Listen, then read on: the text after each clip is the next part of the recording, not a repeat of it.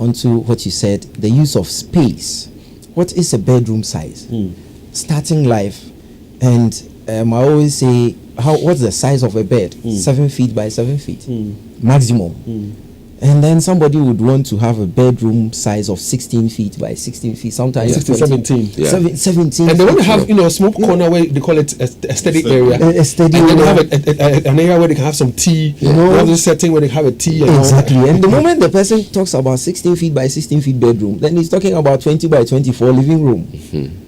So you keep expanding, then you add on to the cost of the tile, because the more you increase the area of the house, you are increasing the area per square meter of tiles, your ceiling. All these come at a cost. In the end, when it gets to tiling, you realize, wow, then I shouldn't have done this. But you've done it already. And if you want to go for the porcelain tiles, they are very expensive. Very decent housing with louvers as their windows. They start building on their own, and they start going into aluminium glazing. You give them a simple burglar proofing and say, no, burglar can break this one. I need 1 inch, mild steel, thicker. And it all comes along with cost. So these are some of the issues. So let's be practical here, right? Yes. Now. I've come to you. Yes. Architecture Missy. Right. I am 33 years old. I have a stable job. I earn about 3,000 Ghana cedis. Right. I have been able to secure land. I have a wife and a child, and let's say there's one on its way. Yeah. And I want to start building. What would you draw for me?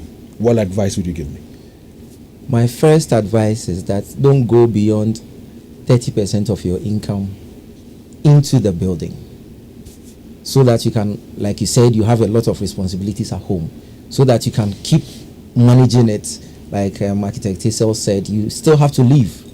So don't spend more than 30% of your income. So in this case, you may spend quite a longer period to complete the house. But if you get to know of the total cost of the building, then you take a decision that, should I have a 4-bedroom plan completely drawn by the architect and the engineers. Okay, now I start with 2-bedroom with a kitchen completed, live in until I'm ready to extend the same plan that I have, so that you don't force yourself to complete the whole thing. So you can do phasing of your project, so that you complete a section which is acceptable anywhere, sectional completion of the building which will be habitable, whilst you think about the rest, so that you don't exert so much pressure on yourself. So you mentioned to me earlier that if one wants to put up a house, it should be between 18 months to 24 months.